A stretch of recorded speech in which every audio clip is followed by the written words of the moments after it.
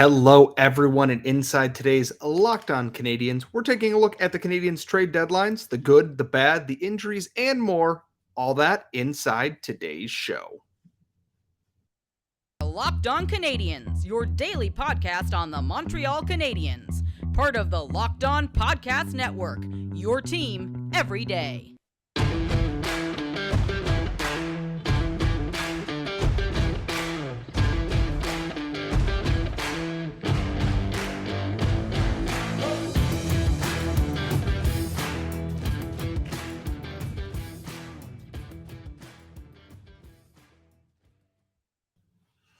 Hello, everyone, and welcome to episode 97. I have been off for a week and have lost track of the episodes here at Locked On Canadiens. As always, thank you for making us your first listen of the day every single day. You can get us wherever you get your podcasts, or if you're subscribed on YouTube, ring the bell to get notified every time we post a brand new episode. I am, of course, one of your hosts. I am Scott Matla, and don't worry, the active stick, Laura Sabat, will be back for our Monday episode. I am here post-trade deadline to give you all the rundown on everything that we could possibly be looking forward to talking about on what was actually a very quiet trade deadline for the Montreal Canadiens. And I've kind of got the show broken down here a little bit. We're going to talk about the deadline itself, what actually happened. We're going to talk about some AHL transactions and who is not going down. Kent Hughes' press conference, the good, the bad, and everything in between that entails. So stick here with me. We've got plenty coming up for you inside this show. Let's jump right into it. Canadiens made, I'm going to say 3 total transactions because I am counting Denis Gurianov as a trade deadline transaction. They got him for Evgeny Dadonov with part of Dadonov's salary retained. Get a very good asset. He scored against the LA Kings on Thursday night. Beautiful goal, showing us all why he had that talent. And I think it gives Habs fans a reason to be excited. I'm very excited to actually watch Gurianov now that I am back from my vacation. I can tune in to watch the Canadiens a little bit easier. The other deal is they got Frederick Allard for trading away Nate Schnarr. This is an AHL swap. There was some thought maybe Allard would join the team in Anaheim. He was in LA playing for the Ontario Reign. He did his media availability from what looked like LAX. He will not be joining the team, and that team being the Laval Rocket, until Sunday, March 5th, 4th, 5th, Sunday, March 5th, which, you know what? Perfectly fine. Once again, a lot of us thought that this is a move that had, if they needed him tonight with Justin Barron injured and Joel Edmondson potentially traded, he's a couple hours outside of Anaheim, outside of Orange County in LA. Just have him join the team. Even if he's playing 10 minutes on the third pair, it's not the end of the world. That never came to pass. The Canadiens went right away and said, nope, he is going right to the AHL. He will be there on the first flight, which unfortunately is not until Sunday. They were going to try and have him fly out at 8 a.m. tomorrow, that being Saturday, and moving him right into the Rocket lineup, potentially before the Rockford Ice Hogs come into town on Saturday. That is no longer the case. Allard will join the team in this upcoming weekend. And then the last trade is a trade the Canadiens really didn't do much in. They were the third team in the Nick Bonino trade between the San Jose Sharks and the Pittsburgh Penguins. And I got to say, it's not the worst thing in the world that I've ever seen here. It's a little bit of smart move from Kent Hughes here, is that the Canadiens acquired a 2024 fifth-round draft pick and 27-year-old Finnish defenseman currently playing for Rögle in the SHL, Tony Sund, as part of the 3-team trade to retain half of Bonino's salary, as far as I understand it. The thing with this is Tony Sund is just extra body because the Canadiens sent Arvid Henriksen, who is somehow 7 years after being drafted still Canadiens property, do not understand it whatsoever, to the San Jose Sharks. Well, the Sharks got a 7th-round pick in return for Nick Bonino.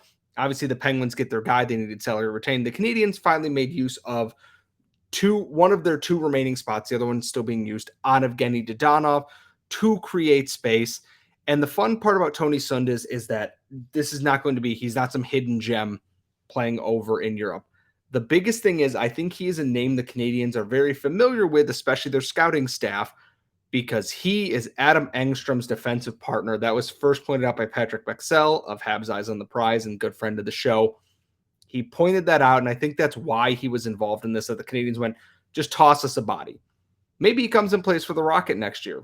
I'm not anticipating that. Engstrom will not be coming over. He has an SHL contract, and he cannot go to the AHL right now with that because he's not a first-round pick, because that is how that rule works, if I am remembering correctly. Quiet across the board for the Montreal Canadiens, and we're going to get more later on the episode about why that might have been and what Kent Hughes was facing in this. But at the same time, it's not the end of the world. I would have liked to have seen something, maybe some more AHL trades. The AHL trade deadline is next Friday. AHL contracted players only can be moved up until that point. The Rocket are obviously loaded with them. I don't anticipate any of their big names moving unless there's a deal they cannot turn down. But any of the guys on NHL deals, so your Stevens, your Bowies, your Norlienders, etc., they're not going to be going anywhere. Those deals had to have been done by today because those are NHL contracts. But AHL contracts, the Brandon Gignacs, the Dominic Martels, the Gabriel Borks, etc., can be moved. I'm not anticipating the Rocket maybe making a move in any of those, except maybe potentially trying to acquire a goaltender because Kevin Poulin is injured and Philip DeRosier, they don't fully know how to integrate, and you can't burn out Caden Primo at this point. It's hard to grade this deadline. I know a lot of people were hoping for more, and actually coming up in the next couple segments here, we're going to talk about readjusting expectations on that, just because it's very tough for the Canadiens to be in the position that they were in, because quite frankly, there's a lot of things that were out of Kent Hughes' hands, out of the Canadiens' hands due to injuries and due to so many other issues. But as far as deadlines go, they did better than the Flyers, a lot better than the Flyers. They, I think, did better than the Canucks. The Canucks, no one know what they're doing. And I'm still not sure why Florida didn't do anything. A team that's chasing a playoff spot didn't add anything whatsoever, which is good news for the Montreal Canadiens, who want that higher draft pick overall. Gotta say, big fan of Florida doing nothing. Always going to be a big fan of that. But coming up in our next segment, there was one other major transaction today, one that happens every year. It is the AHL demotion paper transactions. I'm going to tell you who got sent down, who did not, and why, and what's next for this team. And that's all coming up next. But first, today's show is brought to you by Built Bar. You know Built Bar. You know we love Built Bar on this show. And if you're looking for a delicious treat that you don't want all the extra fat and calories, then you got to try Built Bar. Obviously, we're getting into the spring here soon, potentially. And you need a snack when you're going out and exercising, you're walking the dog like I do, and you need that extra boost. Built Bar is there for you, and they are covered in 100% real chocolate and come in unbelievable flavors like churro, peanut butter brownie, and coconut almond. Just 130 calories, 4 grams of sugar, and 17 grams of protein. Everything you are possibly looking for in your protein bar. And guess what? If you live near a Sam's Club, you can go and you can get a full size pack for that. If you were near Walmart, you can go to 4-pack, and you can still go to built.com, put together your own box, and try whatever flavors you could possibly want to. There's so many good ones in there that it's hard to pick just one to send. So if you are looking for a new protein bar to help get you through your day and help power through your workouts or hikes or whatever, Built Bar's going to be there for you. Give it a shot. It's got our guarantee. We are back here at Locked On Canadiens. I am your solo host today. I am Scott Matla. Make sure you subscribe wherever you get your daily podcast, or if you are watching on YouTube, we mean it. We appreciate that so much. Now, on to the other transactions of the day that are all internal for the Montreal Canadiens. They sent down 2 players to the AHL today. And no, they're not actually sent down. They are what is called papered down to the AHL. This happens every single year. And they sent down 2 names. Jesse Alonen and Raphael Harvey-Pinard were papered to the Laval Rocket before the 3 p.m. deadline. If they were not sent down before then, they are ineligible for a team potentially playing in the Calder Cup playoffs. In years past, it didn't matter because the Habs AHL teams did not make the Calder Cup playoffs. Trust me, if you followed me on Twitter long enough, you know this was a contentious thing. Now, however, they have a team that is fighting for their playoff lives in the AHL's North Division. I believe they are potentially sitting in the final play-in spot, if not in a playoff spot right now. And also with a paper transaction, they do not have to physically send them down. They will recall both of these players after 5 p.m. today, and that will use 2 of their 4 call-up spots that you get post-trade deadline. That means if there's injuries or they need someone in an emergency, they have 2 more recalls to use. This was during Cole Caulfield's rookie year. They were trying to save their final call-up for as long as they could with the cap space they had, and they had to wait and wait and wait and wait and wait. And then finally they were able to do that. With this one, it gives them a little bit more flexibility to use these recalls when the time is right. And as you will note, there are a couple names missing here from AHL recalls who are up in the NHL right now. Justin Barron, Alex Belzile, Rem Pitlick. Those 2, Pitlick and Belzile, needed waivers. If you put them on waivers, you risk them getting claimed by a team who sold off a bunch of pieces. And the Canadiens, currently lacking enough bodies on a regular basis, probably don't want to lose pieces that are helping keep their lineup healthy on our general night. And they probably don't want to lose their AHL captain for literally nothing. And Justin Barron is injured. You cannot paper him down while he is injured. It's why Juraj Slafkovsky was probably not sent down. And I'm taking a little bit of Kent Hughes' press here. He never even considered sending Caden Gooley down because he says once his NHL season is over this year, he wants to give him a rest. He played deep into August. He's played a lot of hockey recently, and he's young. You don't want to burn him out. So Harvey Pinard and Ylonen will be back in the lineup against the Ducks on Friday night. But for right now, they are done as it stands. In that, take for comparison here too, comparison's sake, the Canadiens left themselves some flexibility here because they still have 2 more recalls that if, God forbid, I'm knocking on wood here, the injury crisis gets any worse, they can still bring bodies up. The Vancouver Canucks used all 4 of their post-deadline recalls at once. They did not use one on Nils Höglander either. So if the Canucks have an injury to any of these people here, they have no recalls to use. They have to use, I believe it's an emergency recall, not one of the regular traditional call-ups, which I suppose is a little bit different, but they cannot add any bodies to their roster. They used all of them at once. And it becomes another test for the AHL roster and the NHL roster. I suppose the next question a lot of you folks are going to have is, what is next for the Montreal Canadiens here? And that's a very good question because now it's just survive. Joel Edmondson is back. The goal is to get him back and maybe rounding into form, and maybe he gets moved in the summer here. Jonathan Drouin is going to hit UFA. You're not getting anything for Jonathan Drouin at this point, which it happens. I believe there's a window that teams that have been eliminated can trade players in this offseason. I'm not 100% sure when that date starts, but I believe it's after the playoffs starts, which maybe if Jonathan Drouin goes on a heater, maybe they bring him back. Sean Monhan, not traded. Josh Anderson wasn't going to go anywhere. Mike Hoffman, not going anywhere.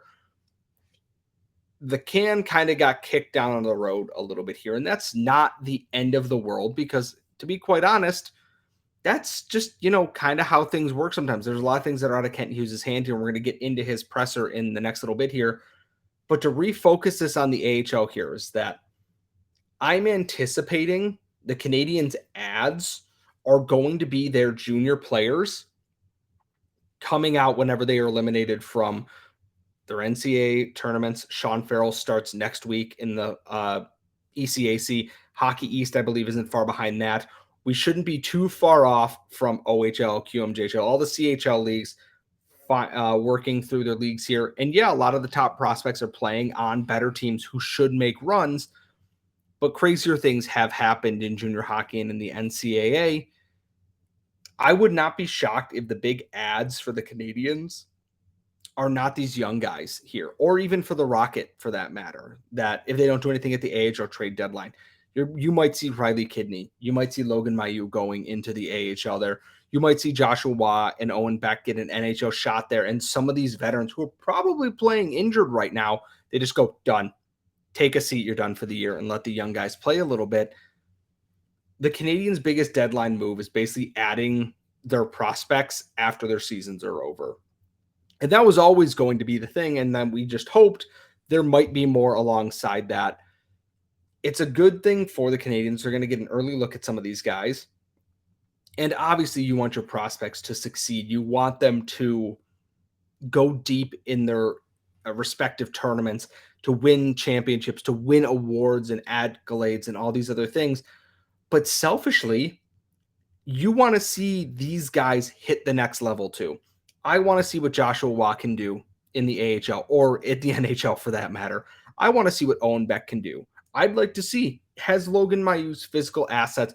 Are they going to allow him to compete at the AHL level?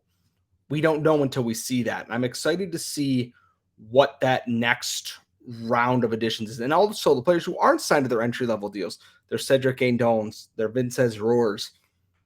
These are players that can join on, I believe it's ATOs, amateur tryouts, and maybe they get games of the Rocket. They're just extra bodies to have around.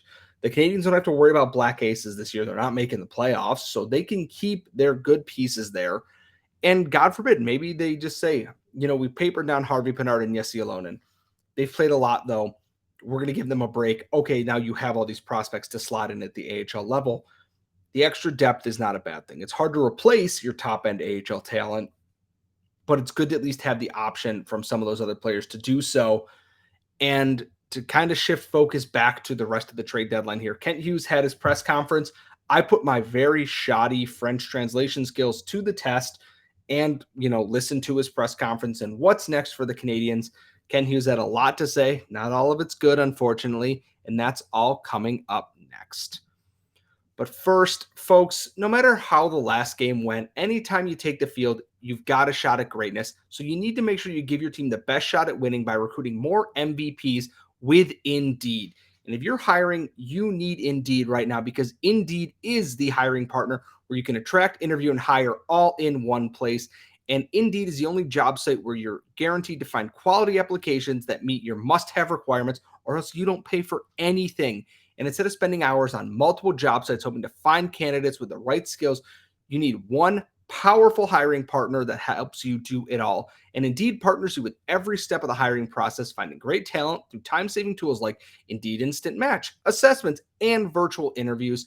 And with Instant Match, as soon as you sponsor a post, you get a short list of quality candidates with resumes on Indeed that match your job description, and you can invite them to apply right away. Plus, you only have to pay for the quality applications that meet your must-have requirements. It makes it super, super easy. And Indeed makes it easy to hire great talent. And according to ComScore, Indeed is the #1 job site worldwide, delivering 4 times more hires than all other job sites combined. So you need to join more than the 3 million businesses worldwide that use Indeed to hire great talent fast. Start hiring right now with a $75 sponsored job credit to upgrade your job post at Indeed.com/locked on. That offer is valid through March 31st. So you just got to go to Indeed.com/locked on to claim your $75 credit before March 31st. Indeed.com/locked on. Terms and conditions apply. Need to hire? You need Indeed. We are back here at Locked On Canadiens, and the dog is asleep on the couch. Carly's in the other room. The cat is upstairs meowing very loudly. So gang's all here once again. We're going to wrap up the show here, as always, with Kent Hughes' press conference. It's good. It's bad. It's a Montreal Canadiens press conference because there is no way that everything could ever have a happy ending. The biggest one here, and I think the most deeply upsetting one for a lot of fans, is Sean Monhan may not be back this season. And part of that is he was rehabbing his lower body injury. I believe it was a foot injury that he was rehabbing through when he suffered a separate lower body injury. That took him right out of doing his rehab that may end his season. And for that, I got to be honest, it's not hard to just feel really, really sad for Sean Monhan, a guy who was playing really well for the Montreal Canadiens, played through an injury that he probably shouldn't have played through. Whether that was the Canadiens' call or his, it shouldn't have happened because this season was never meant to be about winning games. Winning games is fun, don't get me wrong. I like it when the Canadiens win. It brings me joy as a podcast host who likes to bring you content. The issue is It set him back. He had to let his foot heal. There was no surgery or anything like that.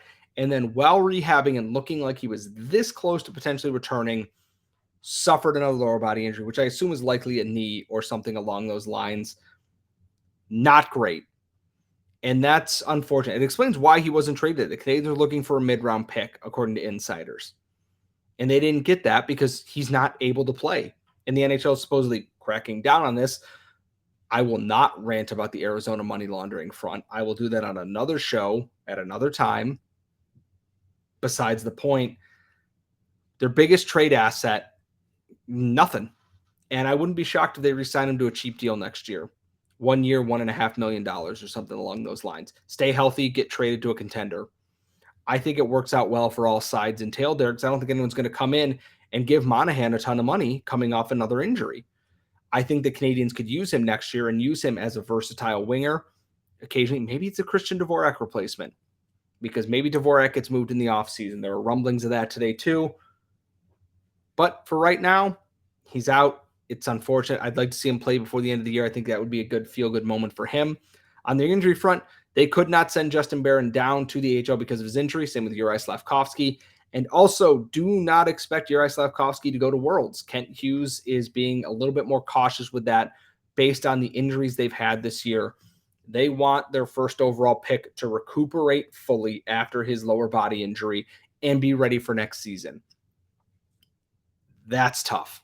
That's really, really tough because I know a lot of people would want to see Juraj Slafkovsky playing in Worlds, probably alongside Philip Machar and Dalibor Dvorsky, someone who the Canadiens might be drafting.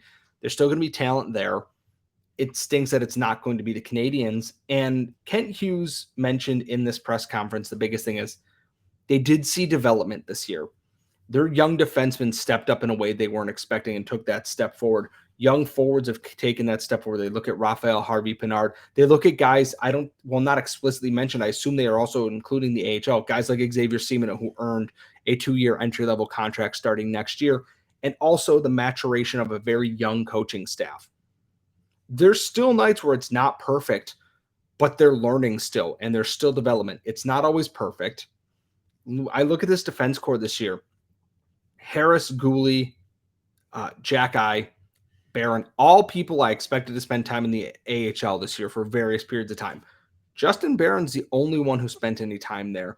And I got to say, considering the youth in the Canadiens defense, they managed to do a pretty damn good job. Unfortunately now, they lost another Barron due to injury again. They lost Gooley for a long time due to injury. And Jack Eye's having season-ending shoulder surgery. Which leads into Hughes' next point.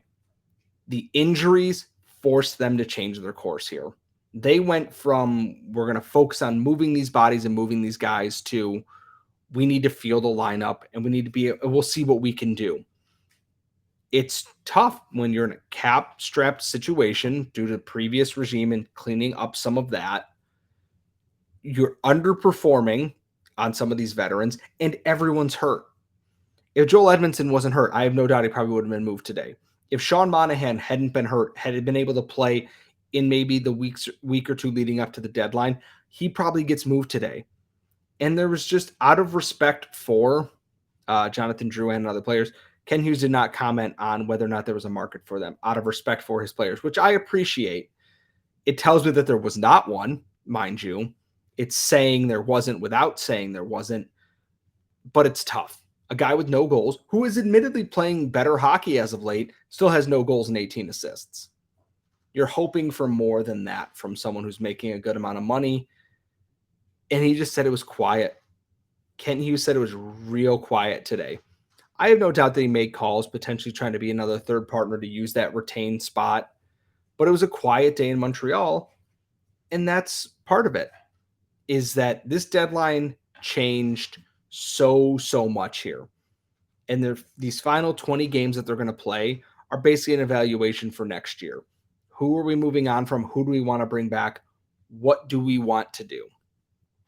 And I think that's the right way of looking at it, is that you don't want to throw in the towel because there's still games to be played. There's still development to be had. And then you have the AHL team that is also looking to make a big push forward here. The only way it's disappointing is if you looked at all the names we mentioned, Anderson, Edmondson, Monahan, Drouin, Dodonov, etc., and all of them, we're going to trade everybody. In a perfect world, Sean Monhan goes for another second-round pick and a prospect. Joel Edmondson gets a first and a prospect or a roster player from a team. Jonathan Drouin gets a mid-round pick. Getting Denis Gurianov for Evgeny Dodonov is a huge win in my books anyways. I know Laura covered the trade in her own episode here, but they got Dodonov for getting rid of Shea Weber's LT retired contract and then got not Evgeny Gurianov, Denis Gurianov for that deal too. And Gurianov looks like a ton of fun. That's good asset management. They got a piece for nothing, and then they got an expiring UFA for a young guy that if they want to bring him back, they can do that. And I think they might. I don't know if they'll bring him back at his qualifying price. If they have the space, they might, but who knows? Ken Hughes mentioned how injuries impacted the course of all this. In a vacuum, it's really disappointing because you had all these names that you were hoping to move. In the grander scheme of context here, it wasn't possible for the Canadiens to make all these moves because they'd be cutting off their nose to spite their face, or the moves just weren't there. Look at the trade deadline this year. Some teams bought everything. The Bruins bought everything. The Canucks bought for some reason whatsoever. This trade deadline was not perfect for the Montreal Canadiens, but they weren't the Philadelphia Flyers. They weren't the Florida Panthers who bought nothing. They weren't the Canucks. The Red Wings kind of sold. The Blues kind of sat in the middle here. They did what was right for their team. It's not that Ken Hughes probably didn't try to move pieces. It's just sometimes if the market's not there, the market's not there. It's wiser to hold on to them because now they have the summer when there's another year off their contracts and they can do a long-term rental kind of trade. You get this guy at the beginning of the year. You don't have to pay him free agency money. You just got to take on what he's got left. And next year, in terms of UFAs, it's Edmondson and it's Hoffman. And the cap should rise exponentially after that. Could make Josh Anderson more appealing to someone. Could make a Brendan Gallagher potentially appealing to someone. I'm not 100% sure why, but the options are there. Rebuilds require patience. And that's the hard part right now because this is a bump in the road. It's out of Kent Hughes' hands. If he just trades guys away for whatever paltry return was offered, we're going to go, well, he didn't get enough. And if he holds on to them to try and maximize them as an asset, oh, well, he didn't trade anything. He's in a no-win situation, and I think he's navigating that about as well as he can. And now we just kind of see out the rest of the season here and what's going on with that.